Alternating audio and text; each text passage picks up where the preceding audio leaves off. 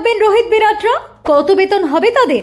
এবার ভারতের এই দুই মহাতারকার বেতন নিয়ে দ্বিমত বেঁধে গেল বোর্ডের অন্দরে। তুমুল ঝামেলা।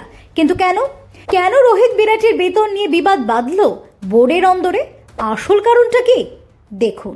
ভারতীয় ক্রিকেট বোর্ড বিসিসিআই তাদের কেন্দ্রীয় চুক্তিতে ক্রিকেটারদের 4টি গ্রেডে ভাগ করে, A+, A, B এবং C।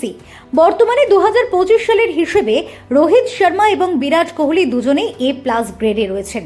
এই গ্রেডে থাকা ক্রিকেটাররা বছরে 7 কোটি রুপি বেতন পান। A+ গ্রেডে তাদের সঙ্গে আছেন জসপ্রীত বুমরা এবং রবীন্দ্র জাদেজার মতো খেলোয়াড়। তবে রোহিত এবং বিরাটের বেতন নিয়ে বিসিসিআইয়ের অন্দরে দ্বিমতের প্রসঙ্গটি সাম্প্রতিক সময়ে আলোচনায় এসেছে। গত টি-20 বিশ্বকাপের পর এই দুই তারকা টি-20 ফরম্যাট থেকে অবসর নিয়েছেন। বিসিসিআইয়ের নিয়ম অনুযায়ী যারা 3 ফরম্যাটে অর্থাৎ টেস্ট, ওয়ানডে, টি-20 ধারাবাহিকভাবে খেলেন না, তাদের A+ গ্রেডে রাখা নিয়ে প্রশ্ন ওঠে। ফলে চ্যাম্পিয়ন্স ট্রফি 2025-এর পর নতুন চুক্তিতে তাদের গ্রেড পরিবর্তনের সম্ভাবনা দেখা দিয়েছে, যার ফলে বেতন কমতে পারে। বিসিসিআইয়ের অন্দরে এই দ্বিমতের মূল কারণ হলো রোহিত ও বিরাটের অভিজ্ঞতা এবং অবদানের মূল্যায়নের পাশাপাশি তরুণ প্রতিভাদের জন্য জায়গা করে দেওয়ার প্রয়োজনীয়তা।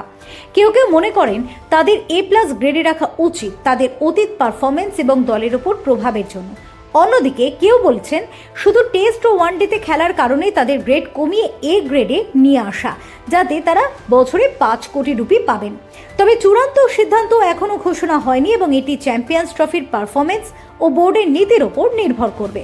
এ বিষয়ে আপনাদের কি মতামত জানাতে ভুলবেন না কমেন্ট বক্সে। ফেরো রিপোর্ট, TV7 বাংলা।